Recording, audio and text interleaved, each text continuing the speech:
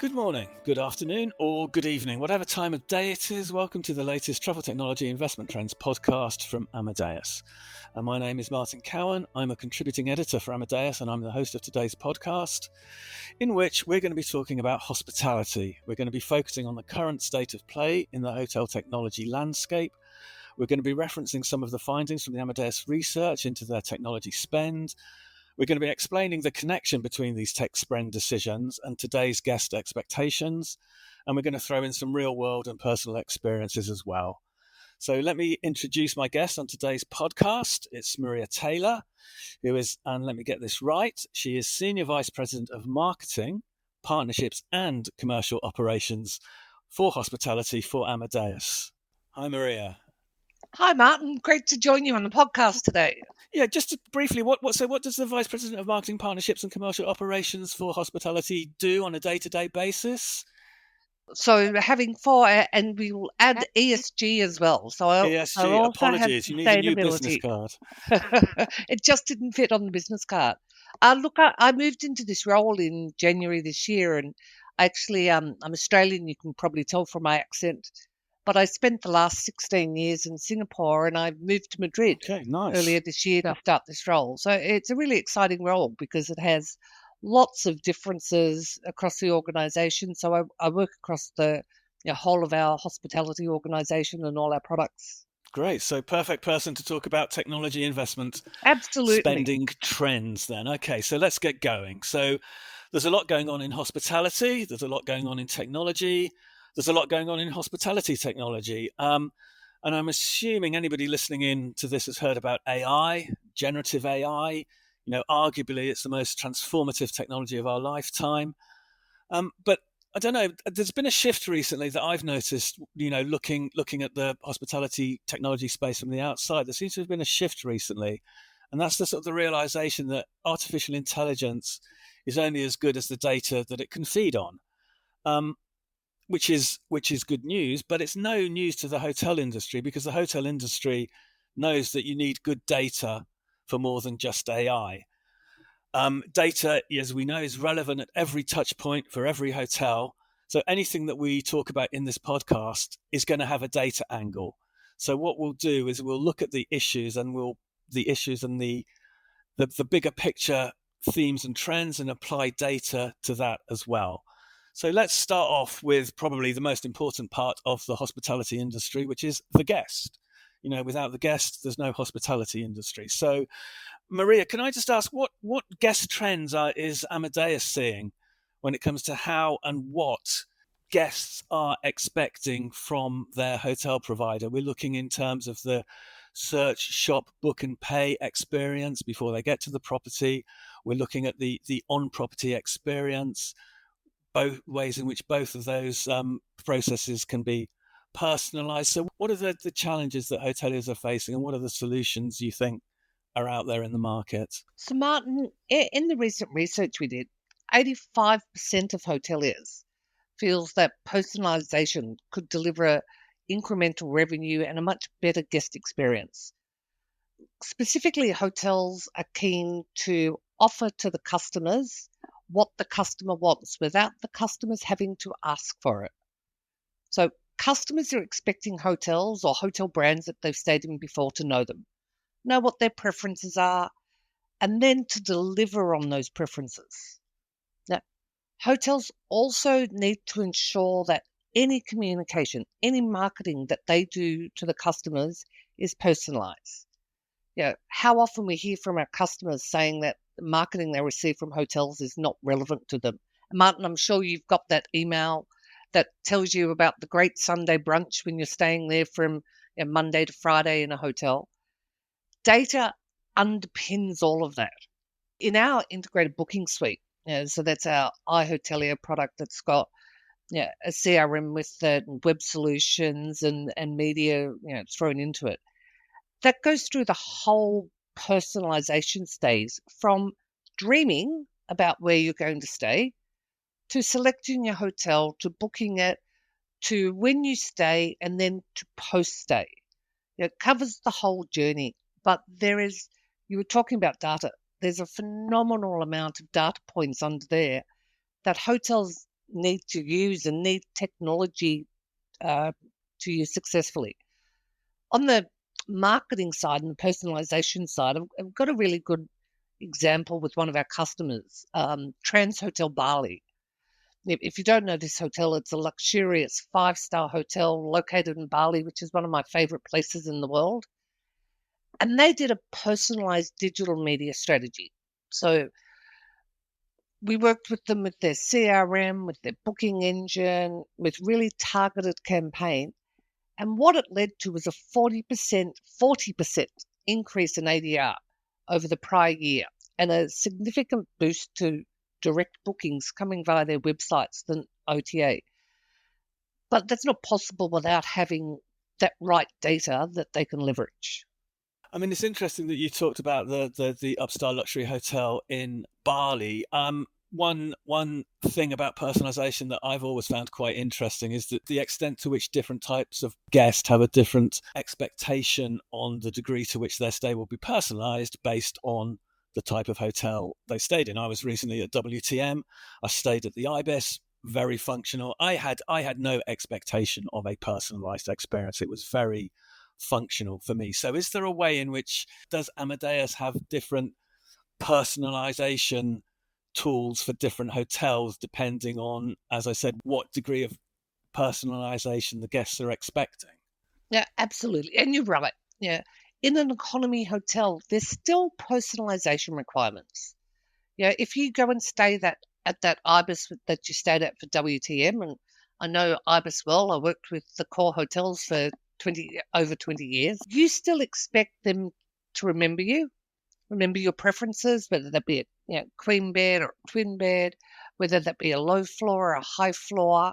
Know all your details, so every time you go there, you are not having to complete anything.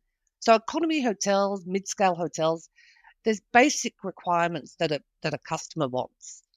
When you go more upscale, and particularly when you get to luxury, the expectation is for a seriously personalized service. That that customer, if you're paying thousands of euros, thousands of dollars a night for a hotel room, which is not uncommon these days, you want that stay to be completely personalized. I have a personal example of that actually in South Africa. Arrived at the hotel, you get picked up from the landing strip, you get driven to the hotel, and you have the ranger who's going to take you out, looking for animals throughout the week, pick you up. Just talk to you generally about how your stay was, where have you been in South Africa so far. So chatted away to them, got to check in, checked in. By the time we got to our room, in our room was a bottle of wine. And we had talked to the guy on the way in about going to the vineyard of Hamilton Russell and how we loved this wine. The hotel had that wine in the room in the 10 minutes it took to check in and get to the room. They also had in the room food and drink that were our favourite chips, our favourite beverages. Pre-arrival, they had researched online. They'd got information from different interviews that I'd done, and it was a completely personalised experience. And that sort of almost leads on to another question that I was going to ask about how data can impact on the operational delivery of the personalization requirements. I mean, I have examples around, pillow menus, for example. How does housekeeping know that the couple in room 27 want one super hard and one medium hard pillow? How does data make that on-site delivery of those personalization requirements efficient and effective? So for a hotel to offer true personalization and to offer it at scale, remember hotels might have 1,000 rooms, so they've got 1,000 different personalization requirements. They need workflow management tools. They need CRM with customer data. At Amadeus, we call it service optimization. So that's about having all the details stored in your CRM. Then it flows into the PMS system and then starts automatically triggering to your workflow management personalization requests. So last time you stayed at the hotel, you wanted a pillow menu. That's stored in your profile. It goes through to the service optimization system, and that pillow is in your room. When housekeeping makes up the room, they have that pillow in your room for arrival. Or it might be, I don't know, a fruit basket. Every time you stay, you're a regular guest, they give you a fruit basket. A really good example I've personally had of that is the first time I stayed in a hotel, and this wasn't a luxury hotel. This was a business mid-scale hotel. They gave me a fruit basket. I went back there a few weeks later, and they gave me a fruit basket that was half grapes, half fruit. The previous time, the only thing I'd eaten was grapes. This time, they gave me more grapes. I went back the third time. Second time, I ate all the grapes, didn't eat any of the fruit. Went back the third time, I had a basket of grapes. Now, that's true personalization. Yeah, and that's between using your staff and your technology. Now, your staff have to see, hear, know what you're doing, what you like in a hotel, and then they have to record it. And they record it into their guest profile system, their CRM, guest management solution. Yeah, it's interesting that you talked about sort of staff and technology. I mean, there is that the argument, which I think, to be fair, is less prevalent these days, about technology destroying the human element of the hospitality industry. And it seems from what you're saying that technology, when used correctly, can actually enhance the on-property guest experience. I'm also just thinking in terms of sort of staffing. I know that there's a sort of staff shortages and issues. All hoteliers at all price points in all markets, all geographies are finding it difficult to attract staff. So is there a connection between using technology and empowering staff, using technology to give staff more room for personal growth, or dare you say it, is technology a cost? Can technology be used to help reduce staff costs? So, a bit of both. Technology can certainly be used to help reduce staff costs. But these days, it's not so much about reducing staff costs, it's just there's staff shortages all over the world. There's challenges getting staff. There was a report released recently by the American Hotel and Lodging Association, AHLA, and they showed that 67% of US hotels surveyed said they're experiencing staffing shortages. Yeah, I've come out of Asia, and you think countries like China or Vietnam or Indonesia don't have, those countries also all have staffing shortages. So we're asked about what we can do to help with this all the time. And there's a few interesting things. One of the things we're finding is that a lot of hotels where they've got either multiple hotels in the city or an owner has multiple hotels in the city, they're now clustering something like housekeeping.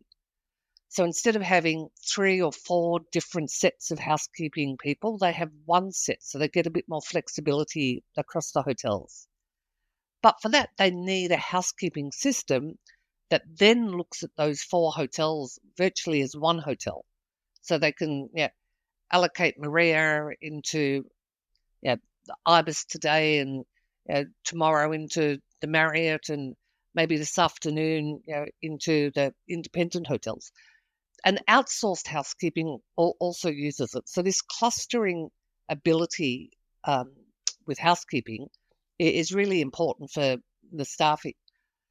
Another area is sales. So Martin, you won't believe it, but it is very hard, very, very hard to get good salespeople. And it's very hard to keep good salespeople. They're hard to find, and hotels are trying to work out how to best utilize the salespeople. It's really not even so much about cost saving. It's about, once you've got a good person, you want to make sure that they are focused on things that are going to make the most money. So years ago, we sort of moved sales out of a lot of the individual room sales because we went to online booking tools in the late 90s. So now probably 60-65% of hotel room sales are done via online, whether that be a hotel's website or whether that be an OTA. But a big part of the business is meeting rooms as well. Many hotels have significant meeting room space, and up until now, meeting rooms have been a very manual booking. Don't know if you've ever tried to book a meeting room for 40 or 50 people. You go out to 3 hotels, you ask for a quote, goes to the salespeople. It probably takes 48 hours to 72 hours to get the response back. Then you've got to review the 3 quotes. Then you've got to go back to the salesperson. Then the salesperson has to confirm to you. The whole process, both from the booker and the hotel, is labour intensive, waste of time, inefficient. So what we've just released is what we call Delphi Direct. And we think it's a real game changer for hotels. The majority of meetings in hotels all over the world are for simple meetings. Less than 100 people. They're for training sessions, team meetings, getting their employees together now that there's so much of a remote workforce. And they just want basic requirements. They want a meeting room, and they want what we call a day delegate package. Morning tea, lunch, afternoon tea, a projector and a screen. So now an organizer or a PA, whoever's booking the meeting, can just go online, look for a meeting room just like they look for a hotel room now on an OTA, and they can book it, confirm it in the space of a couple of minutes, saving both the hotel and the customer a lot of time. It will be a real game changer. Within a few years, I think all meetings except the large ones will be booked that way. It's an argument around technology can boost is more about cost efficiency rather than cost saving. So you get the most out of the teams that you have by utilizing the technology available to optimize their working day, while hopefully making their working day easier because they know exactly what it is that they've got to do. We cannot not talk about sustainability, particularly as I did miss it off your job responsibilities earlier on in the podcast. What did the Travel Technology Investment Trends Survey for hoteliers say about sustainability, and where is technology playing into the sustainability demands that hoteliers have? And again, we're looking at those sustainability demands from the guest, but increasingly there's also sustainability demands from regulators. OTAs are increasingly asking hoteliers to provide sustainable information so that the OTAs can, surface that information during the booking flow. There's a whole gamut of connections between technology and sustainability. So just maybe sort of top line, where's Amadeus on this? So firstly, where's the industry on it? So 87% of respondents confirm that sustainability objectives are important or very important driver of technology investment at their hotel. However, what hotels want to do around technology and sustainability is still unclear. So the most important request we are receiving from hotels and from the industry bodies such as we're a partner with World Sustainable Hospitality Alliance, and that's around accessibility. So WSHA, they have all the big brands are represented there. The OTAs are represented there. It's come together as a really good alliance, bringing the industry together. The two main things to tackle through technology is right now accessibility, and the other one is getting some sort of generic sustainability ratings. It doesn't matter where you go, there's a different rating system. And so trying to come across as an industry and find somehow where we can benchmark all the different rating systems so that the customer knows that they're legitimate, not just the hotel having said, yes, we're a 5-star sustainable hotel. Accessibility, though, I think will be the first thing that we tackle and the first thing the industry wants tackling, because there's a lot of legislation coming out around that. In Europe, in the US in particular, from next year, there's quite a bit of legislation, both as an employer and as a company, around accessibility. So you'd think it's quite easy. But what we're looking to do is how can we display better accessibility features to the travellers? And then how can we better display a travel's accessibility needs back to hotels and to airlines? So right now, electronically, whether it be an OTA or whether it be a GDS system, there's really one code that says accessibility. Does that mean it's for hearing impaired, sight impaired, wheelchair? What does that mean? So the person with accessibility needs arrives at the airport or arrives at the hotel, and it's only then that the hotel or airline knows what the needs are. So trying to get that in advance to the hotels and to the airlines and to the airports, that will be a big help. And trying to get to the end traveller so that they've got a true knowledge and understanding of what is available for them at the hotels. Right now, hotels will have an accessible room.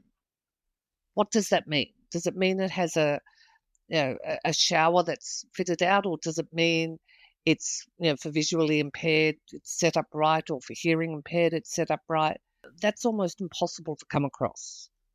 So it's a hard area to tackle. In an electronic booking environment, it's not as simple as it seems because there's very many different accessibility needs, but we need to tackle it as an industry. An enabler of the industry's ability to tackle it. I don't think technology in and of itself is the answer to this, but technology by surfacing the information in the right way to the customer at the right time, at the same time as making sure that what has been promised is actually delivered on site, is all to do with technology. And it would be impossible to get anywhere near the legislative and regulatory requirements without having a very sort of robust tech strategy in place. So we've bounced around quite a bit. We've talked about personalization, we've talked about accessibility, a bit about data. So if we were to try and sort of sum it up in terms of what is sort of like the number one priority for hoteliers from what you've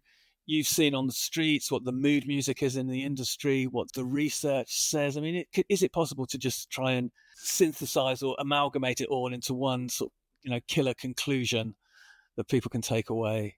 Martin, it's actually not hard to synthesize because according to our research and according to all conversations we have with hoteliers, whether that be small hotels to large enterprise chains, hoteliers feel that data fragmentation, inefficiency of data, data integrity are the top of their list when thinking about most pressing needs with technology. So a hotel can have anything up to 40 different systems across their hotels that with different data sources that are not integrated, they can't pull it together. So our goal in hotel technology is to become like the end-to-end partner for the hospitality industry, solving the industry-wide problems of data silos, costly infrastructures caused by this fragmentation of so many technologies, and then using our business intelligence suites with the most comprehensive set of data to pull all this data together. I guess our key differentiator when we look at the industry is just the sheer breadth and depth of our products and the extensive on the book historical and forward looking data that we have from over 5.5 million rooms, uh, 800 million reservations, which are updated and refreshed every day. So what we can help the industry with is really bringing data together and helping them to then use that data effectively, whether it be for what we talked about with personalization, whether it be with sustainability, whether it be with making better business decisions, being more productive. At the heart of anything a hotelier wants to do, data is the core. I mean, that's really useful, and it does sort of chime with what I've been sort of again from the outside looking in, what I've been picking up, and it looks as if what AI and generative AI has done is it's almost appears to have re-emphasized the importance of data integrity, all the issues that the industry was talking about 10 years ago when it was all about big data, veracity, the volume of the data, the accuracy of it, the way it is surfaced. And it seems as if Amadeus has got a real handle on that because, basically you say, AI is based on data, but almost all technology is based on data. So I think it's going to be really interesting to watch how the data element of the AI conversation is going to progress over the next year, the next decade. I think we're in for a very exciting time. And is there anything on the horizon at Amadeus? Just maybe some sort of left field thinking that's happening. It might be nice to sign off with. So you were talking about AI. So we're really looking a lot because we have such a great data layer. We're now really looking at where is the best investment for AI and where is the best need of the hoteliers around AI. So, we've launched recently on our BI tools an assistant where instead of trolling through a whole pile of data within the tool, a hotel can ask, can you tell me what's our biggest demand day in the next 3 months? And it can reply, Martin, your biggest demand day is the 27th of June. One of the things that I'm excited about, and it's just an interesting thing, is I'm excited about using data and using data for the 13th of February, 2029. Now, I might have the day off a bit, but I'll tell you why I'm interested about that date. One of the busiest travel times in the world is Chinese New Year. There's a huge China outbound market, and they travel the 2 weeks after Chinese New Year. Okay, so Chinese New Year in 2029 is the 13th of February. Another huge travel market is the Muslim travel market. They travel the 2 weeks after Ramadan. Okay, so they have the fasting month and then 2 weeks of travel after Ramadan. When does Ramadan end in 2029? It ends on the 13th of February 2029. So you have, for the first time ever, the two biggest travel periods coming together at the same time. I cannot wait to see what data models do and really we'll start looking at 2029 now. It's 5 years out. What data models start to predict for that time. But I'll tell you now, if you want to stay in a hotel or book an airline over that time, I'd be looking to book as soon as you can. Wow, you heard it here first. 13th of February 2029, the biggest day in the history of travel, maybe? I don't know. We'll I'll get back to you on that. I'll see you in 5 years' time. We'll look at the data together. Yeah, let's do that. So listen, Maria, I've really enjoyed it. But that's not really the point. I hope people listening in have enjoyed it. As I said, we've bounced around a lot. We could go on. We haven't got on to destination marketing or climate or attribute-based shopping. There's a whole load of hotel tech stuff that we haven't touched the sides of yet. If you're interested, anybody listening, then don't forget you can go to amadeus.com/insights where you can download, or you will be given access to a holding page from where you can download the Hospitality Technology Investment Trends Report. And the Hospitality Report is one of a series. If you've got any interest in airlines, business travel, retail travel agencies, online travel agencies, the specific data and research produced for those areas as well. And on that note, I think it's time to say goodbye. Maria, thank you very much for taking the time to join us. Everybody out there, thank you very much for taking the time to listen. My name is Martin Cowan, and I'm saying goodbye. Goodbye.